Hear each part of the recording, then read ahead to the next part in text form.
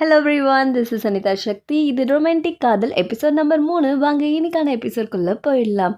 நம்மளோட ஹீரோ அவர் டிசைன் பண்ண ஜுவல்லர்ஸை வச்சுருப்பாரு. அது எக்ஸிபிஷன் மாதிரி பார்த்துட்டு இருப்பாங்க. அதில் ஒருத்தர் யங் மாஸ்டர் இந்த சிட்டியில் இருக்க பணக்கார லேடி பெஸ்ட் ஜுவல்லரி வேணும்னு சொல்லிட்டு ஒரு போட்டி அறிவிச்சிருக்காங்க. அதில் கலந்துக்க போகிறீங்களா அப்படின்னு சொல்லி அவர் கேட்க, ப்ரெஸ்டீஜுக்காக எதுக்கு நம்ம இந்த சான்ஸை மிஸ் பண்ணணும்னு சொல்லிட்டு ஹீரோ சொல்லிடுவாரு. ஒரு பக்கம் வில்லன் கூட சேர்ந்து நம்மளோட ஹீரோயினி வந்துட்டு இருப்பாங்க. என்னோட பிரதர் கிட்ட நிறைய பணம் இருக்குது, நான் வாங்கி தரேன் அப்படின்ற மாதிரி ஏமாற்றி கூட்டிகிட்டு வந்துட்டு இருப்பாங்க. ஏய், எங்களை ஏமாத்தலான்னு பார்க்குறியா? இல்லை இல்லை, கிட்ட வந்துட்டோம், இங்கே தான் எங்களோட சீக்ரெட் பிளேஸ் இருக்கு.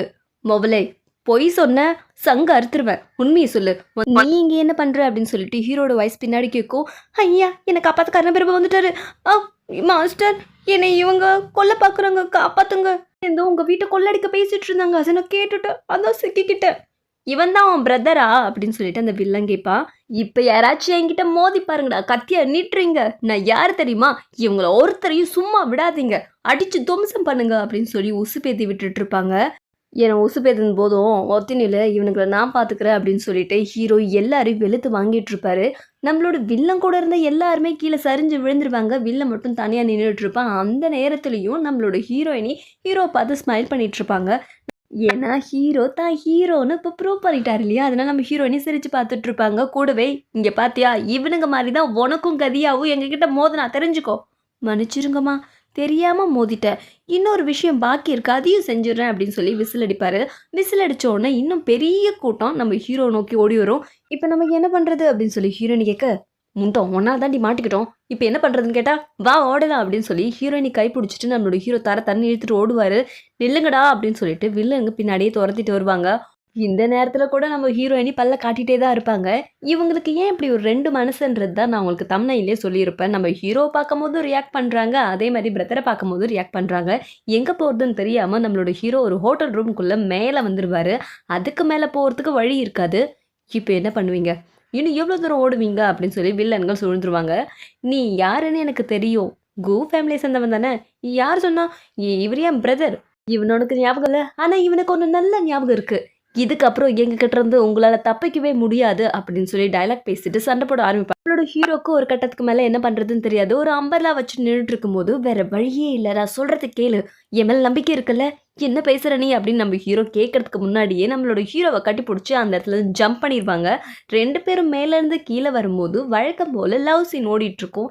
ஆக்சுவலாக ஹீரோயினி இன்னுமே நம்மளோட ஹீரோவை லவ் பண்ணல, ஆனால் அவங்களுக்கு க்ரஷ் மாதிரி ஒரு எண்ணங்கள் வந்து போயிட்டுருக்கு. வேறு வழியே இல்லாமல் நம்மளோட ஹீரோவும் நம்மளோட ஹீரோயினியை ஹக் பண்ணிப்பார். மேலேருந்து வரும்போது இவங்க ரெண்டு பேரும் ரொமான்டிக் மூட்லேயே கீழே குதிச்சிருவாங்க. டேய், அவனுக்கு என்ன லைவ் லவ் ஷோ காமிக்கிறாங்களா என்ன? நம்மளோட ஹீரோயினியும் விழுந்து அங்கேருந்து கடகன்னு ஓடுவாங்க. என்னடா பார்க்குற மூதேவிங்களா, குதிங்க அப்படின்னு சொன்னால் அந்த வில்லனுங்க குதிச்ச உடனே அவங்க கால்கள் அடிபட்டுடும். தண்டசோறு உங்களுக்கு பிரியாணி வாங்கி கொடுக்குற செலவு தாண்டா எனக்கு வீணு, வாங்கடா முதல்ல அப்படின்னு சொல்லிட்டு அந்த ஹோட்டல்லேருந்து கீழே ஓடி வந்து தேடி வருவாங்க. அப்போ நம்மளோட ஹீரோயின் துணி துவைக்கிற இடத்துக்கு வந்து வேறு வழியே இல்லை, அவங்க கிட்ட இருந்து தப்பிக்கணும்னா முதல்ல நீங்கள் ஒளிஞ்சுக்கணும், நான் சொல்கிறத கேளுங்கோ அப்படின்னு சொல்லிட்டு அங்கே இருக்கிற சாயம் போடுற குண்டால இறக்கி விட்டுருவாங்க. என்ன பண்ணுற, மூடிட்டு ஏரியா அப்படின்னு சொல்லிட்டு ஒரு துணியும் போத்தி விட்டுருவாங்க. நம்மளோட ஹீரோயினி பின்னாடி போய் ஒளிஞ்சுப்பாங்க. அந்த ஆட்கள் தேடி பார்த்துட்டு இந்த வழியாக தான் போயிருக்கணும், நம்ம இன்னைக்கு அவங்கள தேடாமல் விடக்கூடாது, அவங்க தோலை உரிக்காமல் விடக்கூடாது அப்படின்னு சொல்லிட்டு அந்த இடத்துல இருந்து வேற இடத்துக்கு தேட ஓடிடுவாங்க. அப்படி தடிமாடுங்க போயிடுச்சு. மாஸ்டர் எழுந்திரிங்க, சீக்கிரம் எழுந்திரிங்க அப்படின்னு சொல்லி எழுப்பும் போது அந்த சாயங்கள்லாம் நம்மளோட ஹீரோட ட்ரெஸ்ஸில் ஒட்டிக்கோ. மாஸ்டர் என்னது இது அப்படின்னு சொல்லிட்டு ஹீரோயினி சிரிச்ச மாதிரி வாயை பொழப்பாங்க. அதை பார்த்து நம்மளோட ஹீரோக்கு கடுப்பாக இருக்கும். வாங்க மாஸ்டர், போனவங்க வந்துட்டு போகிறாங்க, ஓடிடலாம், முதல்ல கையெடு, உன்னை எப்படி பார்த்தாலும் சரி என் ட்ரெஸ்ஸை வீணாக்குறதுல குறியா இருக்க, இதுக்கப்புறம் என்ன நீ ஃபாலோ பண்ணாத, உன்னை காப்பாற்ற வந்ததே தப்பு அப்படின்னு சொல்லிட்டு நம்ம ஹீரோ கோச்சிக்கிட்டு போயிடுவார். ஹீரோயினி ஃபீல் பண்ணிட்டு இருப்பாங்க. ஒரு பக்கம் அவங்க டாக்டரோட வீட்டுக்கு வந்திருப்பாங்க.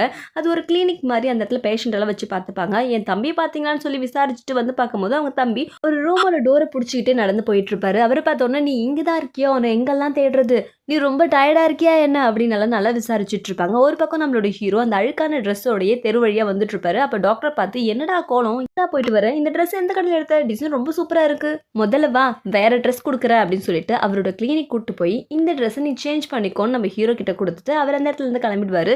எல்லாம் அவளால வந்ததுன்னு சொல்லிட்டு ஹீரோ அந்த ட்ரெஸ்ஸை சேஞ்ச் பண்ணிட்டு இருப்பாரு. ஒரு பக்கம் ஹீரோயினி அவங்க பிரதர் கிட்ட பேசிட்டு இருப்பாங்க. நான் பிரதர் எலியை பார்த்தேன், அவருக்கு எதுவும் ஞாபகம் இல்லைன்ற மாதிரி சொல்லுவாங்க. அதுக்கு பிரதர் நீ ஞாபகப்படுத்த வேண்டியதானே அப்படின்னு சொல்வாரு. உடனே இவங்க ஒரு சின்ன ஃப்ளாஷ்பேக்கு போயிடுவாங்க. இவங்களோட சின்ன வயசு ஸ்டோரியா அவருக்கு சொல்ற மாதிரியான ஃப்ளாஷ்பேக். எனக்கு ஒரே ஒரு அம்மா, அவங்களும் நோய்வாய்ப்பட்டுட்டாங்க. என்னையும் என் தம்பியை விட்டுட்டு போறதுக்கு எங்க அம்மாவுக்கு விருப்பமே இல்லை. ஸோ என்ன கல்யாணம் பண்ணி கொடுத்து அவங்கிட்ட என் தம்பியை ஒப்படைச்சிடலான்னு நினைச்சாங்க. What A mother, what A family. அதனால ஒரு நாள் காட்டு பக்கமா ஒரு சின்ன ஏமாளி பையன் போயிட்டு இருந்தான். அது நான் தானே? கண்டிப்பா நீயே தான். இனிமே கதையை நான் சொல்றேன். அந்த இளிச்சுவாய் பையனை நீ கல்யாணம் பண்ணிக்கிட்ட அந்த பையன் நான் தான், அப்படித்தானே? ஆமா. இனிமே சொல்றேன், உன்னை விட்டு நான் போகவே மாட்டேன். அங்க பாரு ஹனி, என்னடா இருக்கு, நம்ம பிரைட் ஃபியூச்சர் அப்படின்னு சொல்லி ஹீரோனி சிரிச்சிட்டு இருப்பாங்க. இப்போ நான் என்ன சொல்லிட்டேன், நீ பல்ல காட்டிட்டு இருக்கிறக்கா? சரி, அந்த வீட்டுக்கு வேலைக்கு போனால நான் கொஞ்சம் வெளியில விசாரிச்சேன். அந்த முதலாளி ரொம்ப மோசமானவனாமே. சீச்சி, அப்படி இல்லடா தம்பி, அவர் ரொம்ப நல்லவர் தெரியுமா? மற்றவங்கள வாங்குற வேலையை விட எனக்கு ரொம்ப கண்டும் கருத்துமா பார்த்துக்கிறாரு. அவர் எனக்கு எந்த வேலையுமே கொடுக்கறது இல்லை தெரியுமா? அந்த நேரத்தில் டாக்டர் வந்து இங்கேயாடா இருக்கு அப்படின்னு சொல்லி கேட்டுருவாரு. டேடே எங்க மாஸ்டர்டா? அப்படியாக்கா, நம்ம தெரியாதனமாக பேசிட்டோம். காதில் விழுந்திருக்குமோ? அதெல்லாம் விழுந்திருக்காது, சமாளிப்போம்.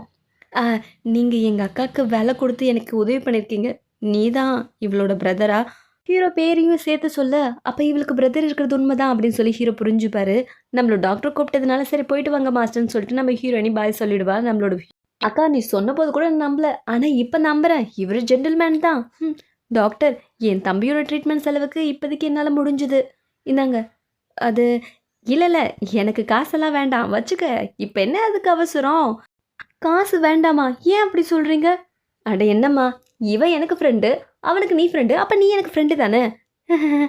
ஏன்னா நம்ம ஹீரோ வாங்க வேண்டான்னு கண்ணை காமிச்சிருப்பாரு.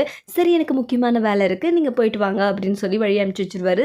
நம்ம ஹீரோ முன்னாடி போக ஹீரோனி துரத்திட்டே போய் நான் தப்பாக நினச்சிட்டேன், சாரி அப்படின்லாம் கேட்டுட்ருப்பாங்க. சரி, நான் சொல்லாமல் வந்தது என்னோட தப்பு தான். நீங்கள் என்ன சொன்னாலும் நான் கேட்குறேன். என்ன சொன்னாலும் கேட்பியா? நீங்கள் என்ன சொல்கிறீங்களோ அதை நான் தட்டாமல் செய்வேன். என்ன செய்யணும் சொல்லுங்கள்? நேரம் வரும்போது சொல்கிறேன், முதல்ல கூட வா.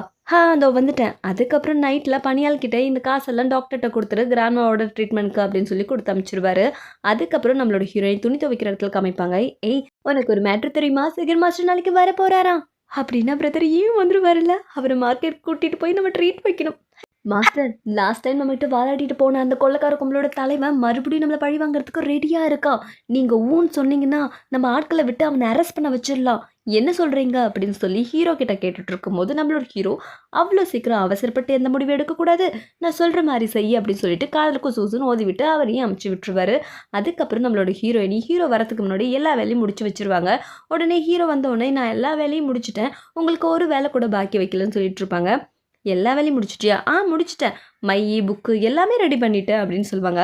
ஸோ என்னோடய வேலை முடிஞ்சதுனால கிளம்பலாம்ல அப்படின்னு சொல்லி கிளம்பும் போது, நில்லு, அவ்வளோ சீக்கிரம் உன் வேலை ஒன்றும் முடியல, இந்த புக்கை எடுத்துக்கொடு அப்படின்னு சொல்லி ஒரு மேக்ஸ் சம்மந்தப்பட்டமான புக்கோட பேர் சொல்வார். இவருக்கு என்ன தான் பிரச்சனை, நான் வெளியிலேயே போகக்கூடாதுன்னு நினைக்கிறாரோ அப்படின்னு சொல்லிட்டு நம்மளோட ஹீரோயினி அவர் கேட்ட புக் எடுத்து டேபிளில் வச்சுட்டு, நீங்கள் கேட்ட புக்கு நான் வச்சுட்டேன் அப்படின்னு சொல்லுவாங்க. சரி, அப்படின்னா நான் இப்போ கிளம்பலாம்ல? இப்போ என்ன அவசரம், இந்த மையை ரெடி பண்ணு அப்படின்னு சொல்லிடுவாரு. ஷோ, இவன் கடைசி வரைக்கும் என்னை வெளியில் போகவே விட மாட்டான், பொறுக்காத இவனுக்கு அப்படின்னு சொல்லிட்டு ஹீரோவை பார்த்துக்கிட்டே மையை தடவிட்டு, இப்படியே நின்றுட்டு இருந்தா அப்படியே தேய்ச்சிட்டு இருக்க வேண்டியதான், வேறு வழியில் நம்ம மையத்தை எடுத்துட வேண்டியதான். ஷோ மாஸ்டர், கை ஸ்லிப் ஆகிடுச்சு, பசி மயக்கத்தில் இருக்கிறதுனால அப்படி இருக்குது. நான் கிச்சனுக்கு போய் உங்களுக்கு சமைச்சு கொண்டு வரட்டா? நில்லு, இப்போ மட்டும் நீ போன உன் முழு சம்பளத்தையும் நான் கட் பண்ணிவிடுவேன். மரியாதையாக வந்து வேலையை பாரு. இவன்கிட்ட எந்த பப்பும் வேலை செய்ய மாட்டேங்குது. சரிங்க மாஸ்டர், அப்படியே ஆகட்டும் அப்படின்னு சொல்லிட்டு மையை தேய்ச்சிட்டே இருப்பாங்க.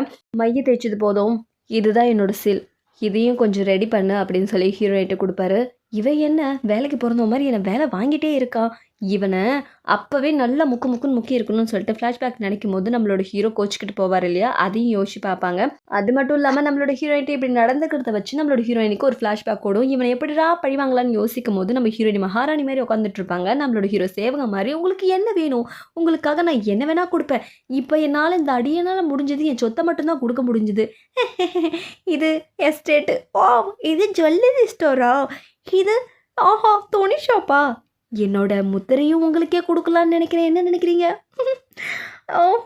ஓ நைஸ், இதுவும் என் கையில் வந்துருச்சு, இனிமேல் இது ஏன் ஆட்டம், நான் முத்திரையை குத்த போகிறேன்னு சொல்லிட்டு கணக்கு நோட்டில் குத்தி போடுவாங்க.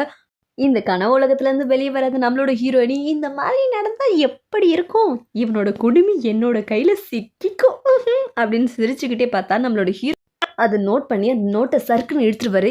என்ன காரியம் பண்ண அறிவில்ல குருட்டு முண்டோம் இப்படியா பண்ணி வைப்ப? இது எவ்வளோ பெரிய இம்பார்ட்டன்ட் நோட்டு தெரியுமா? ஐயோ தெரியல இதாங்க நான் வேணும்னு பண்ணலை.